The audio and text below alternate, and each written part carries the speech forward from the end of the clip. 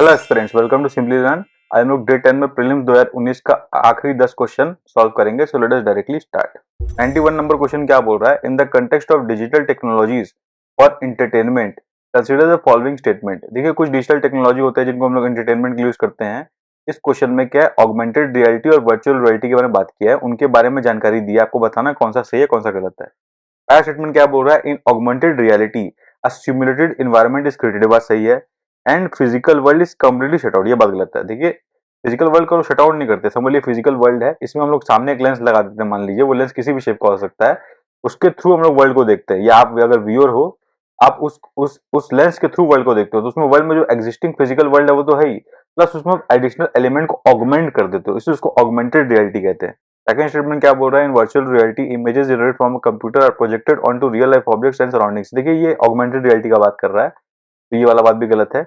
Third statement क्या है? Augmented reality individuals to be present in the world and improve the experience using camera smartphone. देखिए, ये एकदम सही बात है। Third is right. ठीक है, वन और टू रॉन्ग है, तो वन और टू रॉन्ग है तो ए हटा दीजिए, सी हटा दीजिए। अपने पास थ्री राइट पता चल गया तो बी आंसर राइट है। अपने फोर्थ नहीं पढ़े तो बी अपने आंसर मिल गया। I hope it is clear. Now let's move to next question.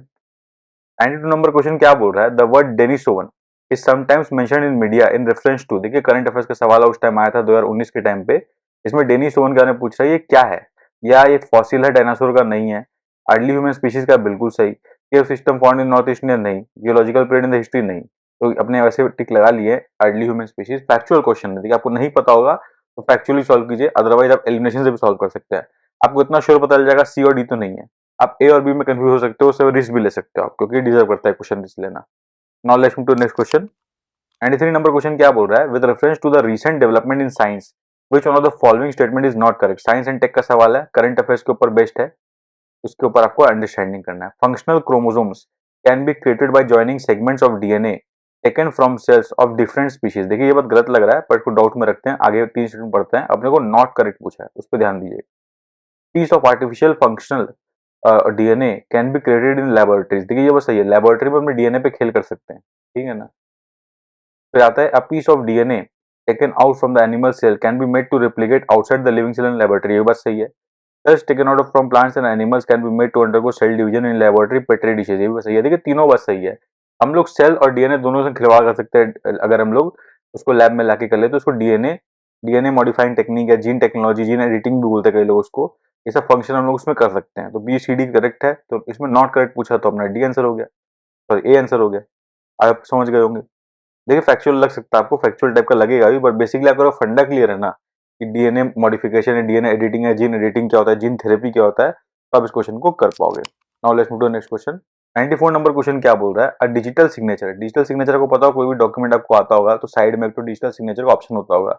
इसके आपके लैपटॉप से एक फाइल क्रिएट करके हम लोग यहाँ पे डालते हैं, जो आपके सर्टिफिकेशन को ऑथेंटिकेट कर देता है इन अ वे, ठीक है ना। आपका सिग्नेचर डिजिटली ऑथेंटिकेट कर दिया डिजिटल सिग्नेचर के माध्यम से, उसको बोलते हैं डिजिटल सिग्नेचर। अब स्टेटमेंट क्या बोल रहा है? An electronic record. देखिए, इलेक्ट्रॉनिक रिकॉर्ड नहीं है डिजिटल सिग्नेचर। सेकंड स्टेटमेंट क्या है? Use to serve as a proof of identity. देखिए, प्रूफ ऑफ आइडेंटिटी नहीं मांग रही है। An electronic method of signing an electronic document ensuring that the original content is unchange. ये ज्यादा रिलेवेंट यूज है, इसी के लिए डिजिटल सिग्नेचर कोर पर्पज यही यूज करने का। Statement C is the answer. I hope you get it. Now let's move to next question. 95 number question क्या है? In the context of wearable technology. Wearable technology माने क्या? गले में कुछ पहन लिया आपने, कोई टेक, या फिर आप हाथ में अपने रिस्ट में कोई टेक पहन लिया, जैसे आजकल स्मार्ट वॉच आ गया है, इसको वियरेबल टेक बोलते हैं। Which of the following task are accomplish by wearable device. इनमें से कौन सा टास्क आप कर सकते हो गिवन टास्क में से through this technology? Location identification of a person, बिल्कुल कर सकते हो। देखिए, जीपीएस टेक अगर लगा हुआ है तो उसको आप इस डिवाइस से भी ट्रैक कर सकते हो, लोकेशन आइडेंटिफाई कर सकते हो। Sleep monitoring of a person, बिल्कुल आप पहन के सो जाइए, अपना स्लीप मॉनिटर कीजिए। Assisting the hearing impaired person, बिल्कुल सही बात है। ये टेक अगर आप वेयरिंग वेरेबल टेक्नोलॉजी में एक ईयर हियरिंग हियरिंग एड भी एक डिवाइस आता है, वो भी आता है, तो उससे आपको हियरिंग इम्पेयर्ड पर्सन अगर आप हो तो आपको उसमें भी हेल्प कर सकता है। तो 1 2 3 तीनों सही है, D is the answer. I hope it is clear. Now let's move to next question. 96 number question क्या बोल रहा है? RNA interference technology has gained popularity in the last few years, why? ठीक है, एक तरह का करंट अफेयर्स या कंटेम्प्रेरी अफेयर्स का सवाल बोल लीजिए, साइंस एंड टेक के अंदर आता है। आपको अगर पूछा गया आरएनए इंटरफेरेंस के बारे में, ये टेक्नोलॉजी है उसको तो किस लिए पॉपुलर हुआ है, ठीक है। आपको अगर करंट अफेयर्स फॉलो किया तो इजीली उस टाइम पता होगा, बट अभी आपको कुछ नहीं भी ध्यान है तो घबराने का नहीं। बेसिकली समझ लिया आरएनए इंटरफेरेंस होता क्या है। आरएनए माने रिऑक्सी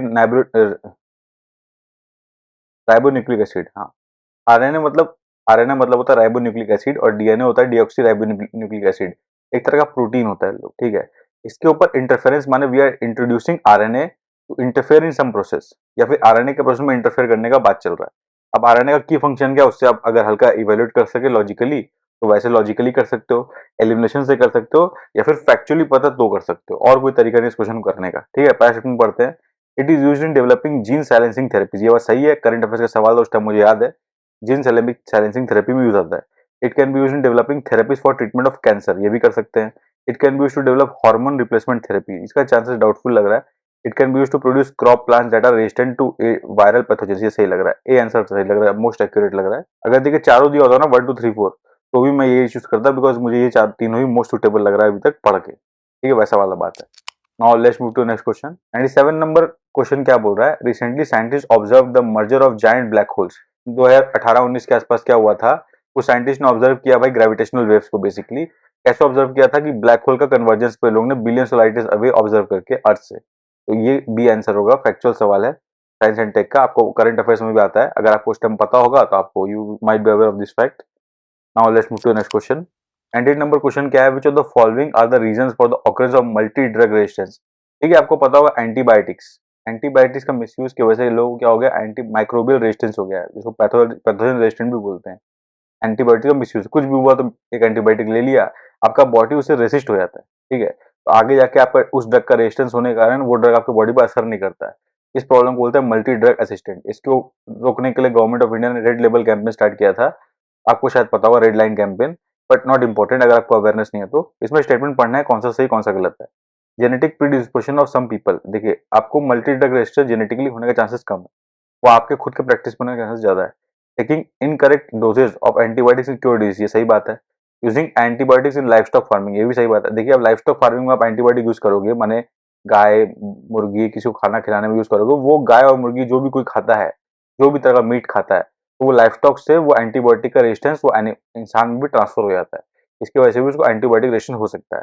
तो 2 और 3 मोस्ट एक्यूरेट और 1 रॉन्ग है, 2 3 राइट है, 1 रॉन्ग है। उसके बाद अपना बी और डी ऑप्शन बचता है। 4th नंबर पढ़ते हैं, multiple chronic disease in some people. अब ये बात गलत है, आपको कैंसर होगा थोड़ी ना आपको फिर एंटीबायोटिक रेजिस्टेंस हो सकता है। आप तो कैंसर का दवाई लोगे ना, 50 दवाई क्यों लोगे। तो 4 नंबर नॉट एक्यूरेट, आंसर होगा बी। आप अंडरस्टैंड, ये जस्ट अंडरस्टैंडिंग के लिए था, लेकिन लॉजिकली सॉल्व हो सकता है काफी सारा क्वेश्चन। 99 नंबर क्वेश्चन पे आते हैं अब। 99 नंबर क्वेश्चन क्या बोल रहा है, व्हाट इज Cas9 प्रोटीन। अब देखिए आपको आपने पता होगा क्रिस्पर Cas9, ये एक तरह का जीन एडिटिंग टेक्निक या जीन मॉडिफाइंग टेक्निक है। इसमें Cas9 एक तरह का एंजाइम होता है। ये क्या करता है ना, वो जहाँ पे क्रिस्पर को एक्शन लेना है वहां पे जाके, जैसे मान लीजिए ये आपका डीएनए या जीन है, वहां पे आइडेंटिफाई करता है, अच्छा इस जगह प्रॉब्लम है, ये Cas9 आइडेंटिफाई किया, क्रिस्पर आके उस पर काम करता है, ठीक है। ये पूछा स्टेटमेंट ये क्या है, a molecular scissor used in targeting gene editing, ये बिल्कुल सही बात है, यही तो टारगेट ही करने का बात कर रहा हूँ, ये A is the answer. 100 number question क्या बोल रहा है, which one of the following statement is not correct. देखिए नॉट करेक्ट पूछा, इस पर तो ध्यान देना होता है। Hepatitis B virus is transmitted much like HIV, ये बात सही है, इसलिए आंसर नहीं होगा। Hepatitis B unlike hepatitis C does not have a vaccine, ये बात गलत है। ग्लोबली देखिए ये गलत है, तो मैंने यही सही हो गया ना, यही तो पूछ रहा है, बाकी भी पढ़ सकते हो पर आप समझ जाओगे पढ़ते। बेसिकली इसमें देखिए हेपेटाइटिस के बारे में ज्यादा फोकस किया है। हेपेटाइटिस क्या है कि हम लोग पढ़ते भी कम है, जानकारी भी कम रहता है, और उस टाइम न्यूज में भी था, इसलिए हेपेटाइटिस को ध्यान रखते हुए एचआईवी से कंपेयर करते हुए कुछ कुछ फैक्ट दिया है। आपको सबसे आंसर मार्क करना है, आंसर बी करंट अफेयर्स का सवाल है। अगर आपको अवेयरनेस है तो है, वरना आपको फैक्चुअली याद है तो है, otherwise you can skip this question. यही था 10 क्वेश्चन आज का। ये कुछ यूपीएससी का ऑफिशियल आंसर की है, आप लोग इसे वैलिडेट कर सकते हो अपना सॉल्यूशन, अगर आप लोग ने क्वेश्चन पहले देखते हुए सॉल्व किया है तो। और ये चैनल का लिंक है यूपीएससी जनरल स्टडीज चैनल, यहाँ पे ये वीडियो डाल रहे हैं हम लोग डेली। आप अपने अगले के रेफरेंस के लिए सर, अभी जैसे 2019 का प्रीलिम्स का हमने 100 का 100 क्वेश्चन डिस्कस कर लिया, अब आपको 2020 के प्रीलिम्स का क्वेश्चन डिस्कस करना है, 2021 के प्रीलिम्स का क्वेश्चन डिस्कस करना है, 2022 के क्वेश्चन के प्रीलिम्स का क्वेश्चन डिस्कस करना है। ये सारे चारों क्वेश्चन हम लोग इसमें डिस्कस करेंगे इसी चैनल में, तो इससे आप जुड़े रहिए।